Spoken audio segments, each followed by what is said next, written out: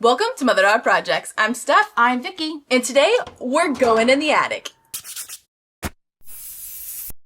Well, Stephanie's going to go in the attic. I'm going to stay right down here. I'm going to hand things to her, and she's going to hand stuff down to me as she gets this attic cleaned out. For over 10 years, I've been storing a lot of items in my attic, and it's been great, but it's all disorganized. So every time I go up there, I just don't know where everything is, and it's hot up there, and I can't really see anything. So today, we are going to address all those issues and get it fixed. Now, you'll notice in the video that we're not wearing PPE, but along the way, we do put it on because 6 months ago, Steph had a rat problem in the attic.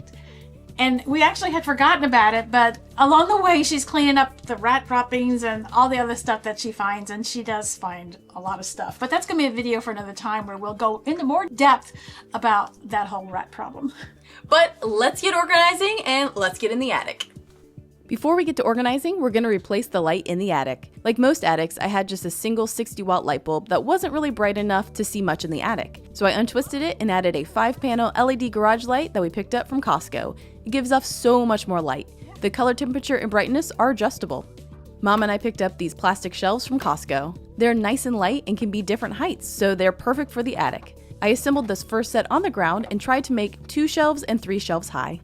I later found out it was best to do 2 shelves high for my attic.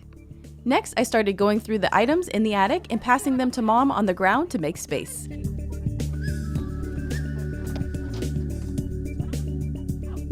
Mom passed the first shelving unit up to me, and this is when I realized that the 3 shelves was a little too high, so I took that 3rd shelf off.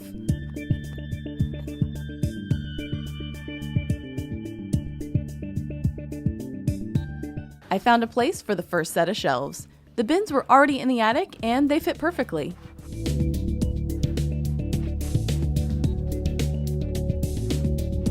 You can see over here I have a lot of boxes, mostly of different tech products that I own. To protect the boxes and to have them more centrally located, I use these heavy-duty moving and storage bags that I picked up from the Home Depot.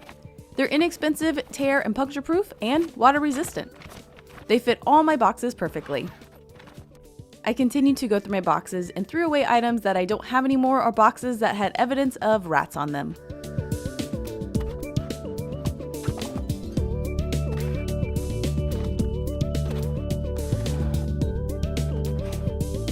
We had only gotten 1 set of shelving up at this point, but you can see that I had a lot of Lego boxes that could benefit for some more shelving.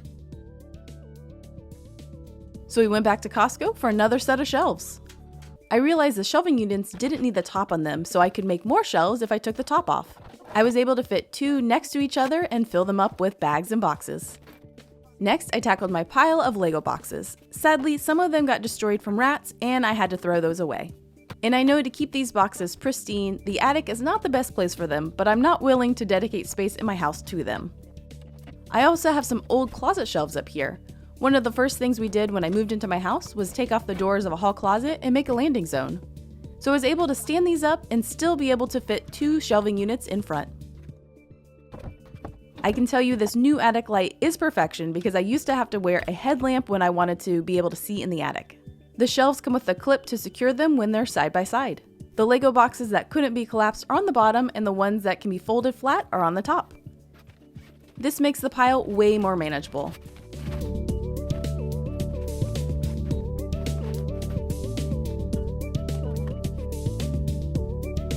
I also had a place on the shelf for big suitcases. This is a spare dog bed that I put on the shelf. And here it is, way more manageable, and I have more space to store more stuff if I need. Now, the insulation near the front probably needs some work, but that's for another day. Everything is easily accessible, and now there's plenty of light. What we learned! We realized it was better to assemble the shelving up in the attic. So Mom would pass me the parts and I would just put it together up there, and it was really nice and efficient. And because it's plastic, it's nice and light, and it's also not going to deteriorate from different weather conditions. I think one of the best things that Steph did in this attic was to change out that 60-watt light bulb for that 5-panel garage light. That just added so much light. I couldn't believe it. It was that bright. So do yourself a favor, upgrade your attic lighting, because you really need to see what you're looking at to get it really organized. Now, we talked about the rat issue, and that is going to be in a separate video. We're going to talk about how we went about fixing that. We actually did hire a company to get rid of them. they got rid of them, but it was a longer process than expected. And we did film that along the way. And then the way they were getting in my house was a little bit surprising. And I found a way to kind of prevent that for the future. And I installed something to help that not happen again. So we'll be sharing that in an upcoming video.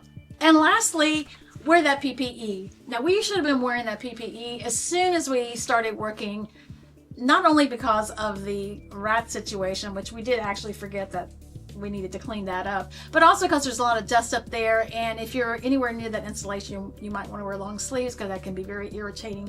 So protect yourself, wear that personal protective equipment.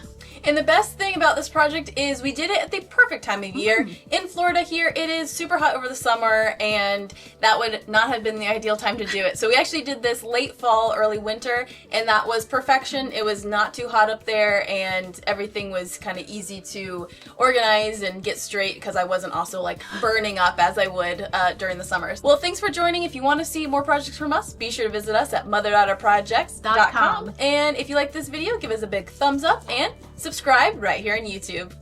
And Tosh took that rat, if you were wondering. Yes, she did. Wish she could have handled the actual rats. Why didn't she? I don't know. She never won. She's a greyhound. You'd think she'd be able to get the little rodents, but she didn't, and oh well. It's okay. But they're gone now. Yes. All right. Bye. Bye.